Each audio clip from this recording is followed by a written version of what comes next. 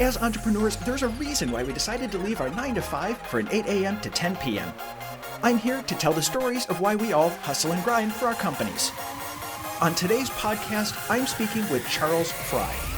So, Charles, thank you so much for being on the show today. I'm really honored to have you here because you have a significant amount of experience in the entrepreneur space and in the tech space specifically. So, I'm really happy to have you on here. Happy to hear what you have to say. Thank you so much. Hey, I'm happy to be here, and that's the most polite reference to me being old that I've had in a long time. So yeah, I've accumulated a lot of experience. Looking forward to chatting with you about some of it. Absolutely. So, I guess let's just start off. How did you get into IT? Because we all have our own reasons and our own path to doing it. What was the sequence of events that got you into IT? Because your degree is in biochemistry, so there was a Yeah, jump there somewhere. yeah, wow, yeah. We're gonna start off right in the Wayback Machine. Sure. Um, so I was an undergrad at the University of Michigan in the late '80s, 1980s, by the way, not 1880s, and I thought I was going to go to graduate school and be a PhD research scientist. I had this vague notion of wanting to start um, probably a pharmaceutical company or a medical company. I remember this is like 1982 to 86. So it's vague notions of entrepreneurship, but I was a science nerd and compressing it down, personal computers were just coming out and becoming available. And so when I wasn't in a lab, I'd hang out at the local PC sales store. I can't remember what they were called, but that's where you went to buy an IBM PC or maybe a Macintosh, the first Macintosh. Mhm. And if we wanted to do anything in a lab with computers, we had to program them ourselves. You didn't buy software, you wrote your own software. And to me, that all seemed like a pretty logical thing to do. And programming was a lot simpler. And one day, as a starting undergrad, getting ready for Christmas and realizing I was broke, I was hanging out in the computer store, and the sales guy at the time, computer sales guys, personal computer sales guys were commission based.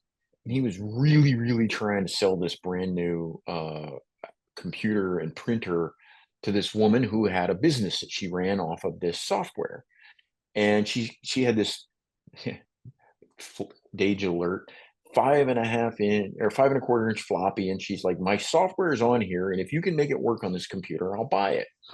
Mhm. They weren't having any luck, and I was kind of watching, and I'm like, I think I can fix that for you. And she's like, really? And she had, let's say she had two problems, and I fixed one of them sitting there, and she's like, wow. And of course the sales guy's going, go man, go, because this is a big commission check for me. Um, Short version is she hired me to fix the second problem, which I had no idea of how to fix. Nor did I own a computer personally that I could run it on, but I took the deal because I was a starving student. And so then I said, well, I can't do this until after finals and Christmas break. She said, no problem. So I took a copy of the software and I took a printout of the source code and I put it in my stuff and I took it home and I did what any college student does. I didn't touch it until like 2 days before spring break or Christmas break was up, and I'm like, oh my god, I've got to deliver this project. And so I fixed the software and she paid me and it worked, and I'm like, wow, this is kind of cool. I think I'm a computer consultant, and never went to grad school in hard sciences, and so now I'm still faking my way through being a computer consultant and an IT guy. I 40 absolutely years later. I absolutely love that story because that's also how I got into the computer world. Was I was trying to sell I was selling computers for a large box store, and somebody Ah, came in and okay. said, "Hey, I'm trying to move over accounting software from this one to this one. It's not working." And I had my first consulting client. So I think there's something there as far as a formula is concerned. Go out, sell computers, and then figure it out from there. This was back in the mid '90s, so a little different today, Yeah, but but I love the yeah, fact that it's entrepreneurship in its purest form. Go out, figure out how to solve somebody's problem. And yeah, sometimes it's jump and just do it, having this unreal faith in yourself going, I'm going to figure this out. But just jump and, yeah. and go out and solve this problem. Yeah. Yeah, that's right. I mean, look, I don't remember a lot of what happened, next and next, but Mhm. sometimes you're in the right place and you pick the right space and you get a couple wins and you get a little wind to your back and you should go with it. I mean, that's what and that's what I'm still doing. Absolutely.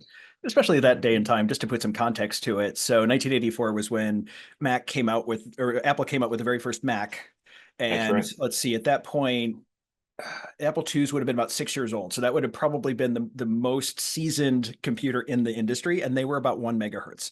So it kind of gives some idea, you were great if you had a mega RAM, so, to Yeah, give some yeah. context to Well, those that may not have lived through that world. the first Mac had 128K of Yeah. RAM, and it took the second model to have half a meg of RAM. Yeah. And I think at the time, this woman's PC was, I want to say it was an XT, Hmm. and The and if IBMs. you, Yeah. yeah, the IBM XT. So yeah, it was a long time ago, Yeah. 84. And the University of Michigan was where I was an undergrad, was a what Apple called a consortium school. So we actually had our hands on the very first generation of Macs when they were released, Mm. and I've kind of been in the Apple universe ever since then. So Yeah. Well, they've always, even from early on, they supported schools quite a bit. I remember in my schools, we all had Apple IIs because Apple invested very heavily inside of schools to make sure that schools had the technology to be able to do it. I didn't work on a PC at that point it was an XT and for a long time, and really got yeah, good with Apple instead. Yeah, yep. especially command period Well, to extract the floppy disks and fun stuff. It was the good old days of Mac. yeah, you are. Yeah, I think the first business I started based on that was in the basement of the student union. Yeah, Oh man, man, I hadn't thought about this story in years. You used to awesome. Software was really, really expensive. Okay. Mhm. I mean, really hundreds of dollars. Mhm. And I'm an undergrad, right? I'm saving deposit beer bottles to take back to the store for, new filled beer bottles kind of thing. But this rental software, you could rent a piece of software for like 10% of the retail price. So the retail price might be $500, but for $50, they would rent it to you to try it. And so a couple buddies and I bought hundreds of floppy disks, and we were in the basement of the student union, and we may have bent or broken a few copyright laws. And yeah, we sold students cheap versions of copywritten software. So I was a software pirate for a while. Uh, Probably statute of limitations is I probably was over now. So Yeah, I yeah, was thinking the same thing. Yeah, probably yeah, beyond that. yeah, So, way beyond it now. But yeah, yeah, those were the early days for sure. yeah, absolutely. And it's amazing where we've come. So just to get onto that, so take me through the rest of the event of getting, because at this point, let's start here and then we'll go backwards a little bit. Where are you at now? Tell us a little bit about Codexidos and what you're on right now. Yeah, so Codex Dos, we're a product development company, and we're an international company. We have a distributed team through the Americas, Mhm. and we work with entrepreneurs and innovators who need to have their product built. So we have two key markets. One are corporate innovation teams. Those are what you would expect out of, say, a Fortune 500 company or even a mid-market company, and they say, hey, we have some IP and we want to create a commercial piece of software out of it. They would hire a company like us. We have a lot more fun. Well, not a lot more fun, but we have a big part of our customer base is made up of people who might be listening to this podcast, and they're entrepreneurs, and they're what we call the seed to B round funded entrepreneurs. And so, same thing, they have an idea for a product. It's the product idea and the business idea are usually interwoven, and they come to us and they say, "Hey, I need you to build my insert product idea here. Can you do that for me?" And we do. So we can take them through some of the early innovation design thinking all the way through to getting it launched and supporting it out into their customer base. So Mhm. that's what we do at Codexitos. Yeah, because it's a bigger process to developing a software. I had somebody the other day go, "Hey, does anyone know how to develop? Anyone knows how to develop an app?" And while it was a normal question to have, it's like, do you understand what you're taking on? Right. Do you really understand how much this, what's going to happen in the different stages that are involved in the different levels. And having one company to be able to do that, I think is helpful, just to be able to kind of, somebody to guide you through that, kind of walk through it. Most entrepreneurs just want to create their vision. They don't want to have to deal with the technical end of it. And most entrepreneurs hate tech. So Well, that's been a big change. That's been a big change in the last 10 or 15 years. Mm. The old joke used to be, what do you call two unemployed software engineers? Mm. A startup, right? Pretty Because much. that's who started software companies, were two software people that are like, hey, well, we don't have a job, or we're doing it nights and weekends or whatever. Yeah. But I noticed about 10 years ago in particular, there was a pivot toward what we call non-technical founders. And they're people who have subject matter expertise, they have experience in a market, they have a vision and a perspective on a product, but building it's not their thing. And so you're right. It's not like, hey, do you know a programmer? It's like, hey, do you know? And we focus on product. So Mhm. we start with product, design thinking and all of the kind of things, Google design thinking and all of this sort of thing. And then make sure we're building the right thing and then go through. And there's a lot of engineering in the middle. And then toward the end, early on in the company, we discovered that our clients were like, wow, this thing is really cool. To use your example, this app is really cool. And we're like, yeah, who's gonna do the help desk or answer the emails or something? And they're like, oh crap, you're right. Somebody's got to do that. So we have a team that does all that post-launch support work as well. So, Yeah. um, but yeah, that's what we do. That's important too, because now you have custom software, and custom software is the ultimate high maintenance software because nobody else Yeah, supports it. No, we have a pre-made software. You'll go and there's a support desk. They've gone through all of the iterations of, trying to make sure this thing works. They've been through those weird bugs that nobody can figure out what's happening. It's like, sometimes it would be like turning on the light in your bathroom and the shower going on. Just how is this yeah, working? Stuff like yeah. that. But with Yeah, well, custom. our clients specifically are building a product forever. I think the big uh like, oh yeah, I never thought of a question that some of our clients get to is that if you if your business is about developing and launching and maintaining a software product or a hardware product, we do some IoT work as well. Um, Sort of by definition, you're never done, Mhm. right? Because version one is just the setup for version two, which as soon as you have success with version two, your customers will be telling you, or your investors will be telling you what you should do in version three. So the hamster wheel never really ends when you're a software product company. So um, some of our clients, they get funded, they grow their own team internally, and we transition to other roles for the company, and that's cool. That's part of what we do as well. Nice. Yeah. So I know, having been through this process a bunch of times and having seen it work and seen it also not work, what are some of the things that you want to look for? Like, if you're an entrepreneur, tech or not, who's like, I've got this Mhm. amazing idea. I have this awesome vision of being able to do this. What do I, what do you need to look for in I'm going to say, a software partner. So a company that comes Yeah. in and actually helps you to develop it. I've seen a lot of good and bad happen here. So I just want to say, what are some of the things that you look for specifically in a software partner to be able to build this dream of yours? Yeah, it's a great question, and informed by about 30 years of doing this. I come down to a bunch of whole like squishy feely things, and it really um I would tell entrepreneurs, I would tell your listeners that they have to do enough due diligence to follow their gut, because the technical aspect of executing something in a piece of software, um, it should be kind of pass fail. You either have the skills and you can build something, or you don't have the skills. Unfortunately, there's some people that just fail at even trying to build it. But more Mhm. to the point, it's like back to my comment about you're never really going to be done. So you really need to have a partner. It's somebody you can talk to, you can get mad at, you can get over being mad at, you can listen to hard feedback. So that's the first one, is get that personal thing worked out early. And if it doesn't feel right, keep going. You just look for somebody else.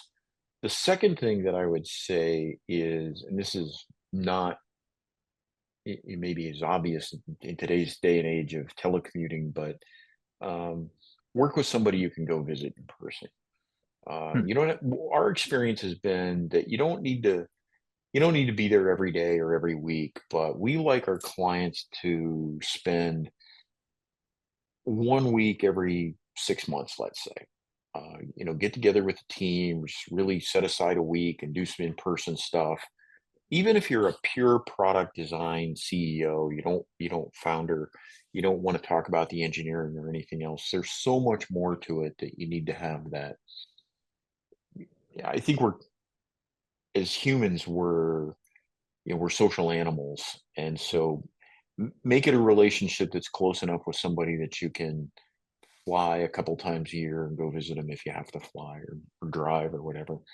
I think those are the two biggest things that matter, and they're kind of interconnected if you think about it, right? Because you're gonna establish a higher level of confidence and trust and rapport with somebody that you can, you know, even if you have to meet in the airport, it's important to meet, I think. Mhm. Because I think people going into, like the other day with the guy that said, "Hey, I want an app." They don't realize this isn't a transaction. You're bringing on a business partner, basically. And you have to kind Yeah, of think that's about it right. in terms of a long-term business partnership versus a transaction. I'm going to go out, this isn't an ad on Facebook where you go out to your graphic designer, go design this ad. Here are the specs. Here's the deliverable. We're done. There's a lot more to it. Yeah. You're 100% right. And the of course the miracle of the internet, we've commodified everything, if that's a word. I just made it up. I hope people understand. We'll run with And it. we'd see these, oh, you will build and launch your mobile app for $10,000 or something like that. And Yeah. it's like, yeah, you probably won't. Mhm. We fixed broken software. We get a fair amount of our work that comes from either investors or founders, that it never got done. I mean, we've just heard all kinds of horror stories. It's kind of embarrassing for the industry. Yeah. Um, but it comes back to believing. You make a great point. One, people believe that it was transactional. It's like, oh, I just need a programmer. Do you have some software guy that can do this? It's not that simple. It's not transactional. And if you're going to build your whole business around it, then you want to invest some emotional energy into it. And so that's what we try to work our clients through. And sometimes we don't get a good vibe out of it. We're like, not a value judgment, but maybe we're not the right shop for you. Yeah. So we try to, when we do say no, we try to say no politely. Mhm. And I've had a couple times where we said yes and then realized we shouldn't have said yes. So we had to kind of negotiate the polite separation with some people. But in the end, it all comes down to, we're not trying to wreck anybody's life here, or steal anybody's money or anything like that. So we want to see our entrepreneurs, our clients, be successful. It's an important part of our company value structure. Exactly.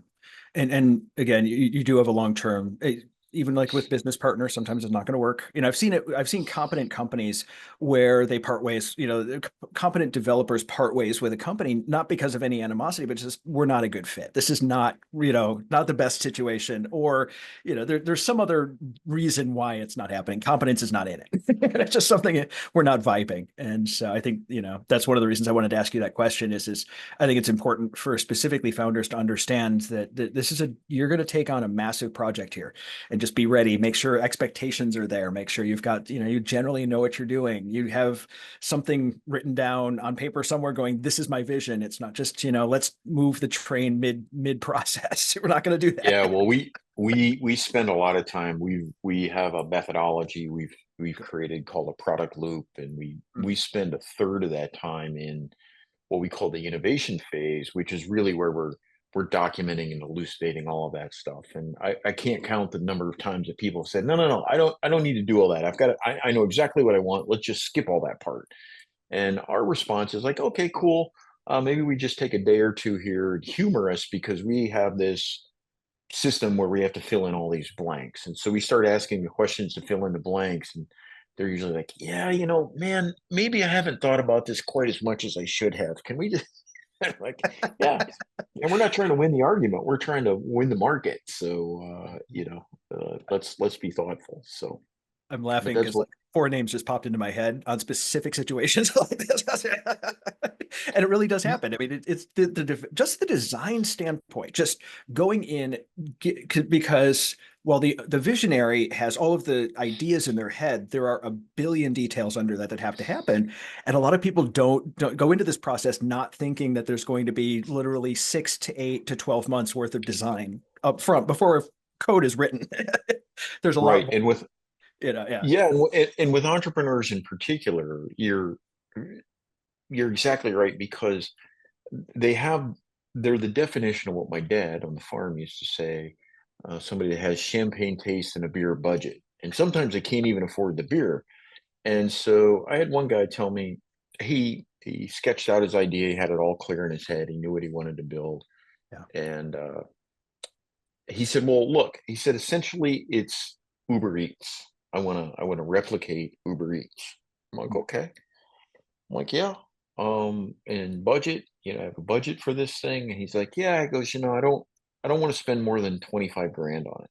I said, "Okay." I said, I don't really have any inside knowledge at Uber, but I'm willing to bet they spent more than 25 grand building Uber Eats. Mhm. So you understand that this feature set you envision and that you want to copy is maybe $25 million worth of work over a period of 5 years and market feedback and testing and everything else. And I said, so you you can be a fast follower, but probably not at 100,000x discount on it or something. So we also have to adjust, um, expectations. And for startups, a lot of times it's like we really dig around hard for what's the what's the defining feature. Some people call it the MVP. I'm not a big fan of that, but what's the defining feature that's going to attract customers and justify investor interest in your product? And let's focus on that. You've got 100 other ideas, but they're off that critical path. And so there's a lot of coaching there. I've been in 3 different venture-backed companies, so Yeah. that's all sort of hard-earned scar tissue of my own. Understood. And I like to talk about stuff like this because for me, one of the frustrating parts in IT is seeing a visionary, their amazing vision, no, their mismanaged expectations, and they're not, they get frustrated because their vision's not coming forward or they're not getting what they want. We get frustrated because there's so many other things and it causes this animosity. And so I love having you on today so we can start to look at some of the background of that and going, how do you engage in the situation? And why is your nerd really telling you no? It's not Yeah, because we're trying to be obstinate. It's because there's something else going on here. We're thinking 10 levels deeper than you are. We know the future of what's going to happen. We have to think 17 steps ahead. There's a different thought mhm, process. I was talking with somebody on a previous podcast about how Google gets neurodivergent people within a team. So two people that think differently. They'll get a creative and an engineer, two totally right. different processing. There's a reason we do that. And so sometimes with visionaries, one a creative side and the engineers, you get that dissonance. And I like the fact that you give that feedback going, hey, well, here's what's going to happen.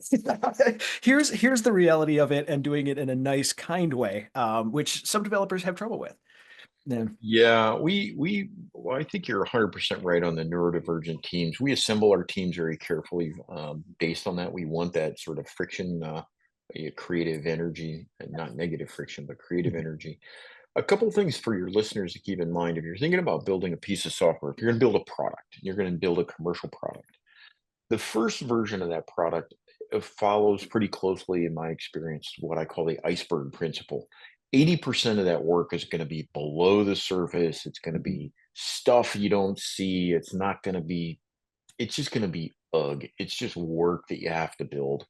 Mhm. CI/CD pipelines and infrastructure and database backups and scalability and all this other stuff that doesn't get anywhere near your vision for your wonderful, bright, shiny product. If you Mhm. skimp on the bottom of the iceberg, you're going to capsize it sooner or later. So the first part is remember that there's a lot of work that has to get done below the water line that you can't really cheat your way out of. Mhm. The second thing I would tell people, if you mentioned, why is your nerd telling you this kind of thing? I think is how you said it. Um, Sometimes the things that sound the simplest Mhm. are incredibly complex from an engineering standpoint. I mean, simplicity comes at a high cost of engineering, and it comes through experience. And we sometimes use the term elegance, if it's elegant. And I mean, people understand elegance when they see it, but to Mhm. create it is really, really hard work. It's not just like, oh yeah, I'll just pop this feature in here. Mhm. Um, so we spent a lot of time talking about the trade-offs. Could I have half elegant and half ugly and get there faster to market and validate it later? I'm a big believer in letting markets validate the product. I need real customers saying, hey, the baby's ugly. Mhm. Okay, great. Now I'm over the hurt feelings. Tell me how it can be better, and then we build that. But otherwise, you're just sort of stuck in your own echo chamber, thinking about what the next feature should be. Yeah. The other thing I like to do is long-term planning. So I have my versions and I like to be like 3 versions out, just personal preference, because I also want to show, yeah, the baby's ugly right now. It's coming, there's more coming down the road, but here's what we have right now. Here's our next stop. Here's our next stop. And it still allows that visionary to get that vision so that they don't get completely burned out. Because I've seen that happen where it just suck the wind out of the sails of a visionary and then the company is not doing very well. Yeah. So it's one of the Or, things I kind of like to do. or, Mhm. or if you don't define that roadmap for them, Yeah. and we refer to that as a roadmap. And if you don't define it for them, then the founder's out making it up when he's pitching for money, and you're Yep. going like, "What did you just say? What? We can't build that." So there's a little bit of like enlightened self-interest for us, but Yeah, there part of really our is. but part of our innovation cycle is we don't think in terms of versions so much anymore, but we try to do a 2-year roadmap. Okay. And we say, here's what 2 years of development looks like. Here are the successive features, kind of the sequencing we have in mind, and that also lets us build a rough, uh, size and budget and timeline for the team. So again, especially if the entrepreneur's out raising money and they're like, okay, do I need to raise $3 million or $5 million or $10 million? And there's an order of magnitude that we work through there. But yeah, principles exactly. You're exactly right. It reminds me of a meme that I saw once, and it was Elon Musk was saying something about the Tesla Cybertruck, going, "It's going to be waterproof." And the comment was, "As an ex-Tesla engineer, I can assure you, this is the first time the engineering team is hearing about this spec." Yeah, yeah. Yeah, that's probably true, but Yeah. he's actually a pretty prominent example of someone who, sets those benchmarks way out there, and then the Yeah. team has to build to him. Now, does Yeah. he do it the way I would? Probably not, but he's got billions of more reasons that he could say that he's successful. So Exactly. But to each his own.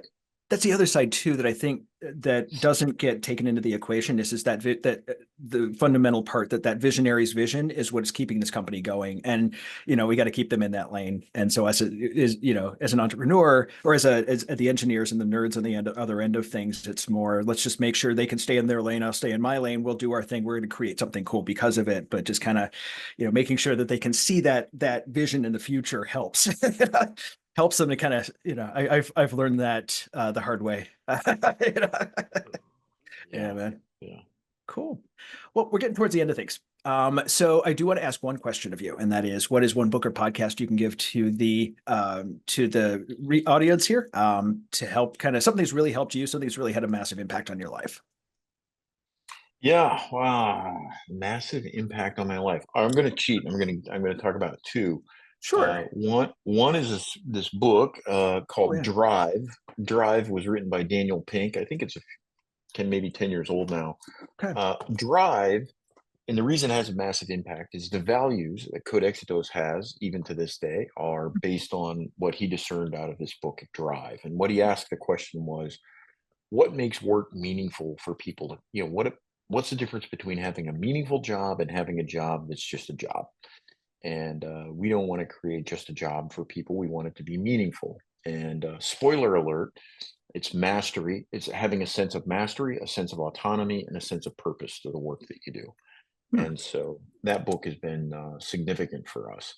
Hmm. Daniel Pink is got a great podcast too. Anybody that wants to check it out should do that. And Okay. then the second book I'm going to sneak in here is by David Brooks, and David Brooks wrote a book called The Road to Character.